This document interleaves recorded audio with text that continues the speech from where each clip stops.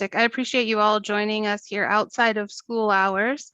And I think it's important to note that we're here to educate and inform voters on either side of the issue here. And I have some questions we'll go through with everyone, starting with Katie here. And I first should say that we're talking about question 2. Question 1 of the referendum centers around the facilities, expanded classrooms, some updates at the middle school, athletic fields. That's all in question 1. But then with question 2, we're really looking at expanding even more at the high school outside of classrooms and adding a performing arts facility and athletic complex. When I first started my twins in school here, and even before that, when they'd have like dance or whatever in the auditorium at the middle school, you could never get all the parents in from the get-go. It wasn't even that we've outgrown it, we've just never fit, I feel like, from the beginning, and they're now 13. That's just my observation, but from others, can you walk voters through the need for the performing arts facility outside of space as well? Yeah, I would love to. So I've been a teacher here in Byron since 2005. I'm currently at the high school. This is my 5th year at the high school as the choir director, but I was the elementary music teacher for 12 years. And even from my very first year in 2005, they had just changed the structure of how concerts worked.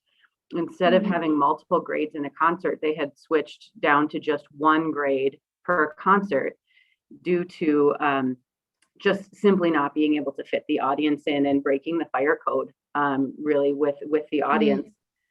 Our current auditorium that is at the middle school seats about 550. And so if you do the math, you know, our grades back when I started in the late aught years, we had 140-ish, I think, was kind of close to that. So even then it was about, you know, 3 to 4 people per student that was performing would be able to fit in the auditorium. So you think you've got mom, you've got dad, any siblings, grandmas and grandpas. Sometimes we've got cousins, aunts and uncles, anyone, you know, we're limited even then. Now, you know, fast forward, our high school grades are now some of those grades that were some of my early elementary grades, which is kind of fun. But now we're at 160, 170 in some of our older grades, and some of those younger grades are at 200. You know, we're really a lot bigger than we were. I mean, so we just simply do not fit in that space. And from a performer standpoint, we don't fit on the stage very well either. So, you know, the number of kids that we have in our programs, I've got 154 choir kids this year. And I know John's got over 130 band kids too up at the high school. To fit the kids onto the stage is an issue as well. You know, we cannot close the curtain when we have everything set up because of the way we have to anchor things on the stage. So you can't just get everything ready, you know, backstage. There is no backstage anymore. So it's just everything has to be open. You know, they've done what they can to keep the auditorium as up to date as possible, but it's simply a size issue, and it's not going away. The younger grades are bigger than our older students' grades are.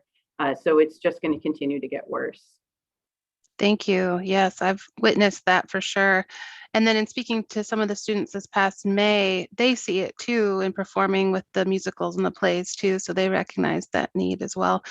Thank you. Coach Halder, now looking at the athletic complex, and I think you also coach track in addition to football. What would you tell voters that are questioning whether an extra $5 to $10 a month is worth voting yes on question 2 for the performing arts facility and the athletic facility? I would echo what Katie said too, just as we get started here. Like, I've been to those concerts with my own daughters, and to try to go watch our, you know, football and track athletes and do their thing in the arts. And it's tough. You have to leave and come back or whatever. So it's tough. But from a pure athletic standpoint, as far as like the complex goes, we've simply outgrown it, kind of like Katie said. And it's a good problem we have here in Byron. We're growing, which I think is fantastic. It gives an opportunity for our kids to experience more, for our town to have more revenue brought in. It's a great, I don't want to necessarily call it a problem, but it's a great situation to be in. And I think that when you start looking at our facilities, like for instance, last week was homecoming. I looked at the film. I watched the tape after the game, and we're in the press box, and I look at the film, and I couldn't count them, but if I could have, I'm sure literally we had more people sitting on the hillside and in the areas that don't have bleachers than we had in the bleachers, and the bleachers were full. We've just simply outgrown the facility. Not to mention the restroom situation there isn't great at all. And we're making do. We're doing the best with what we have. And we're taking care of it the best we can, but we've simply outgrown it. In terms of soccer, what do you see as the needs, and then how could that expand and grow with a new facility? Right. No, the caveat is that if you make it to the championship in the section, it has to be played on a turf field because all state games are on turf field. So they only look for a turf field. And right now in our section, it's a rotating schedule. So it'll rotate between Winona, Albert Lee, Austin, OKM, Caston. So all those guys could hold the championship round, but no one else in the section. There's only 8 teams that have that are currently in our section now. But just a couple other little things that I look at when I go to stadiums that do have grass fields, such as a place like Faribault. It's actually a soccer complex that they have, and it's all fenced off. Have beautiful brick buildings. Bathrooms for people to use and change. They're not porta potties. They're not. They have actually spigots that work outside for people to fill up water bottles. I think right now, when people come to the game and they need to fill it up, they actually bring them into our shop and they have to fill it up with basically a garden hose. So just the spigot outside isn't working. I think the biggest thing, and I'm a Byron alum, so I've been around here. I've grown up here. I went to kindergarten here, so I've been around the block. But I think the big thing that I see is, it's just like we're always constantly trying to find a Band-Aid to put onto something, and I don't know if we necessarily always look to do it the right way the first time. So I just keep into consideration that prices are never really going to drop. The housing developments that are coming up out by the bus barn, you see like plans for 500 houses coming out that way. Well, if there's 500 houses and each person has one kid, that's 500 more people coming into our district.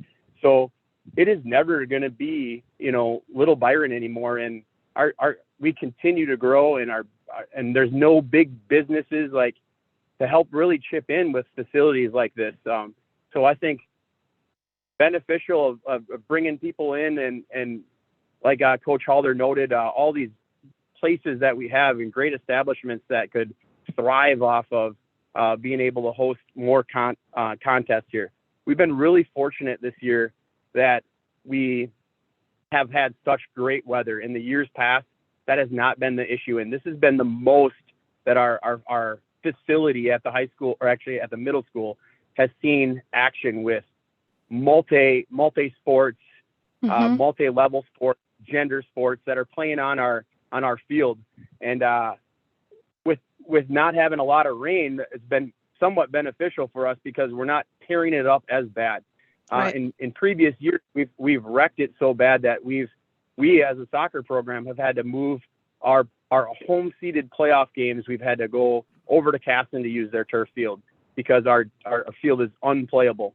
And with all of these sports on here, I think this year we've really just dodged a bullet as far as weather. I mean, we can never predict that.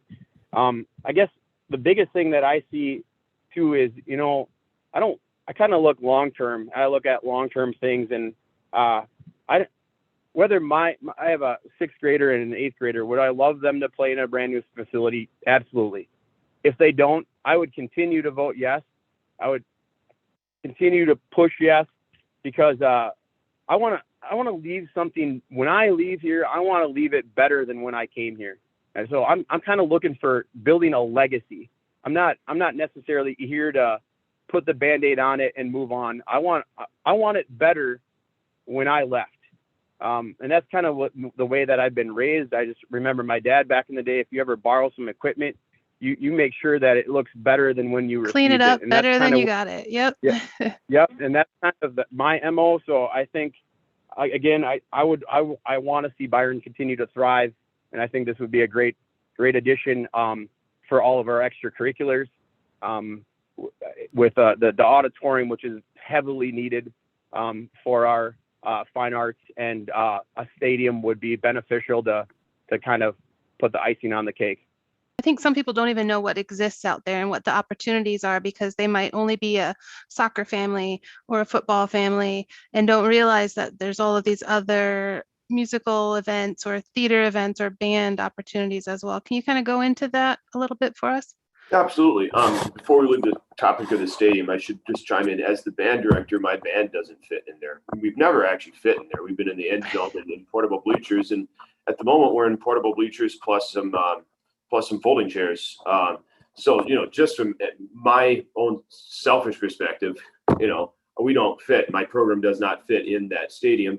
Not to speak of the, people who have trouble standing due to age or whatever, who have to, I guess, time out their arrival so they beat the rest of the crowd, or the students who are, playing on the field, who are working hard and deserve to have their full family there, deserve to have extended family in the stands watching them.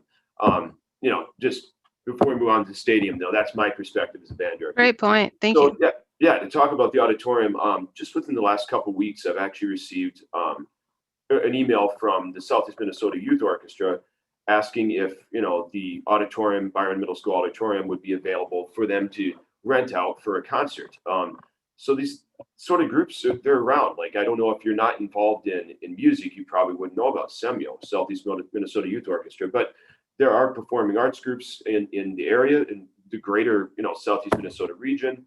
People are looking for spaces to rent out, good, updated performing arts spaces that have adequate seating for an audience, that have enough seating that, that they can sell tickets and whatever they need to do, a nice facility. So, and Byron is in a really good position. I mean, it's straight down 14. It's like, right outside of Rochester. It's much closer than Casson is. So I think that really we could be one of the most sought after, I think, performing arts facilities to rent out for the groups that would like to do so in the area. But first, Brad, can you tell us, just from your outside perspective looking in, what have you seen as the needs and then maybe opportunities as well, like I said, for conference, district, state events, that sort of thing? Yeah, I mean, I'm coming from another smaller district, which moved to turf maybe 4 years ago. And one reason why I came over here, my wife's taught third grade forever, but I also appreciate how Byron sets the standard. Coming from other districts and being in different meetings, they always ask, what did Byron do? And that's not just for decision making, it's because they have such great community support. It's because the teachers do the right thing, the coaches do the right thing. And I've just been simply impressed with everyone here since I've been at Byron. And setting the standard, it's hard to do that when the facility isn't up to the potential of what it could be. We are a great centrally located area between the cities and our southern Minnesota teams to host anything as far as postseason play is concerned. Coach Baumbach and everybody did a great job explaining what the necessities are. We've kind of skirted over even the porta potty issue and trying to save money. And I think that's where a lot of the conversation comes into play. But just talking about paint alone to keep up with all these other fields, the cost is pretty astronomical. It surprised me coming into this. And, we do a great job with what we have, but one person who does our grounds, it's really hard to keep up, even with good weather, which we've had so far this year. The porta potty situation is rough. To get on the phone late night after a homecoming or a football game to make sure porta potties are pumped immediately because we have another game the following morning. It's a tough deal, and sometimes we can't get it done. So I don't feel that the facility is keeping up with the rest of the standard that Byron is setting, for the community. Sure. We always try to do what's right for kids. And I think that's where I stand more than anything. And I've seen what it can do for the kids of the school, for the people of the community, and how enjoyable it is just as a whole to be number one. And I think we always, in every sport that we play, in every song that we sing, in every band instrument that we play a note on, everybody's striving to be the best they can be. But we always need at least the bare minimum to succeed in those types of things. So all we're trying to do is offer and afford to those kids, these opportunities. Talking about a youth program and a little 7-year-old being able to play under the lights at a beautiful turf stadium, that's something that they will remember. And that's what we try to do at school, is to learn and create memories. So that's what I think maybe not more than porta potties, but more than a lot of things, that's what we're trying to do. We're trying to give these kids the atmosphere that they deserve. We're trying to help them build memories with their buddies, that they're going to grow up with from grades 1 through, to senior, and something they can look back on in their rocking chairs to say, hey, that was pretty neat.